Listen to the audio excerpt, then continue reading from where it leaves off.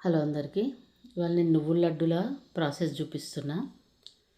1 KG బెల్లము, 1 KG నువ్వులు. ఈ బెల్లం కరగబెట్టడానికి ఒక గ్లాస్ కంటే తక్కువ, హాఫ్ గ్లాస్ కంటే ఎక్కువ నీళ్ళు పోసుకోవాలి. ఇగో నువ్వులు కడిగి గాలిచ్చి మంచిగా ఆరబెట్టిన తర్వాత వీటిని మంచిగా వేయించుకోవాలి. నువ్వులను మంచిగా వేయించుకుంటేనే రుచి వస్తుంది.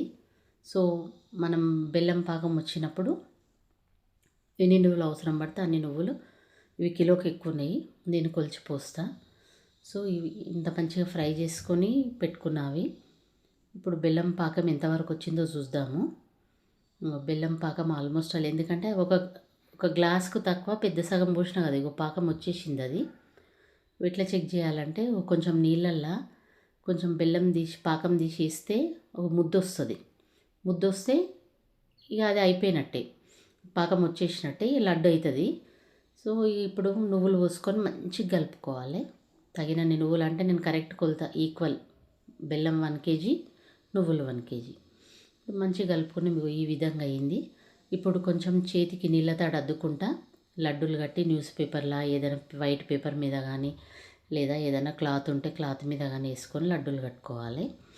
ఇప్పుడు లడ్డూలు అయితే నేను స్టార్ట్ చేస్తున్నా కట్టడము. కొంచెం తడద్దుకోవాలి, లేకపోతే చేతికి సురుకు తగులుతుంది. తడద్దుకొని ఇట్లా కట్టుకోవాలి. మన ఇష్టం, సైజు మన మీద డిపెండ్ అయ్యి ఉంటుంది. పెద్ద లడ్డు కావాలంటే పెద్దది, చిన్నవి అంటే చిన్నవి. సో మా ఇంట్లో చిన్నపిల్లలు ఉన్నారు కాబట్టి నేను లడ్డూలు చిన్న సైజే కడతా. సో ఈ ప్రకారంగా తీసుకుంటా లడ్డూలు కట్టుకోవాలి. లాస్ట్కి చల్లగా అయితే కొంచెం గట్టిగా అవుతుంది. చల్లగా అయినప్పుడు మళ్ళీ తీసుకుపోయి స్టవ్ మీద పెట్టి కొంచెం వేడి తగిలితే మళ్ళీ సేమ్ అవుతుంది, మనం లడ్డూలు కట్టుకోవచ్చు. ఇగో ఇవైతే ఇప్పుడు లడ్డూలు ఏం చేసిన చూడండి. సో మీ అందరికీ సంక్రాంతి శుభాకాంక్షలు, భోగి శుభాకాంక్షలు, కనుమ శుభాకాంక్షలు. అందరు లడ్డూలు చేసుకొని సంక్రాంతికి లడ్డూలు, నువ్వుల లడ్డూలు చాలా స్పెషల్, చేసుకొని తిని మంచిగా ఎంజాయ్ చేయండి పండుగని. మీకు ఈ వీడియో నచ్చితే లైక్, షేర్, సబ్స్క్రైబ్ చేయండి.